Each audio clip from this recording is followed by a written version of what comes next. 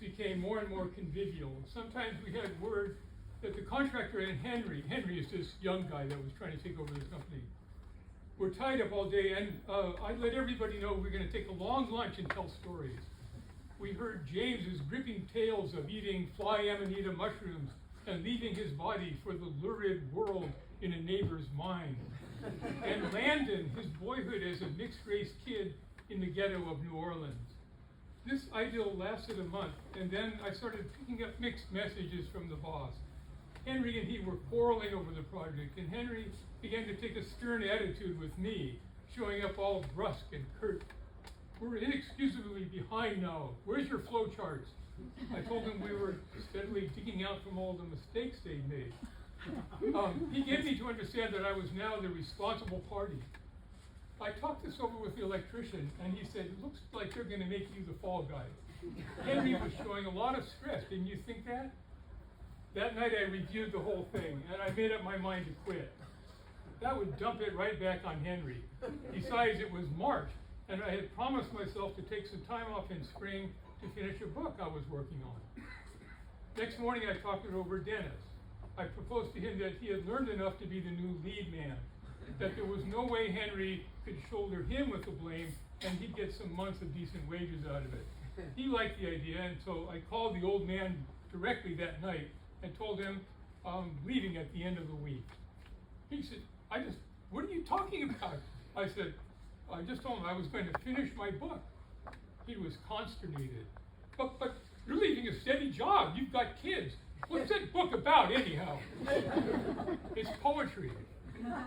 Are you nuts, Johnson?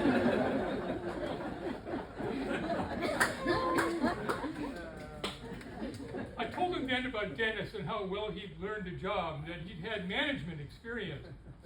He did. Well, all right, maybe that'll work. I'll talk to him this afternoon.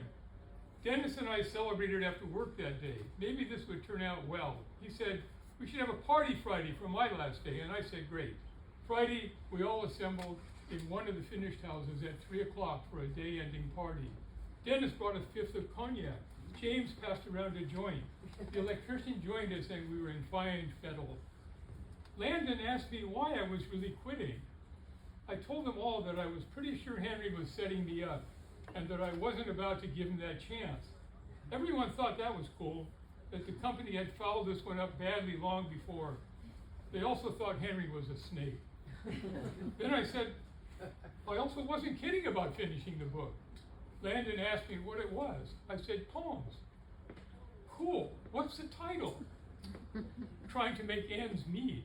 Landon said, oh man, I like that. You know, I've always thought that every person has at least one good book inside them. Everyone loved that and mused about it. I asked Landon what his would be called.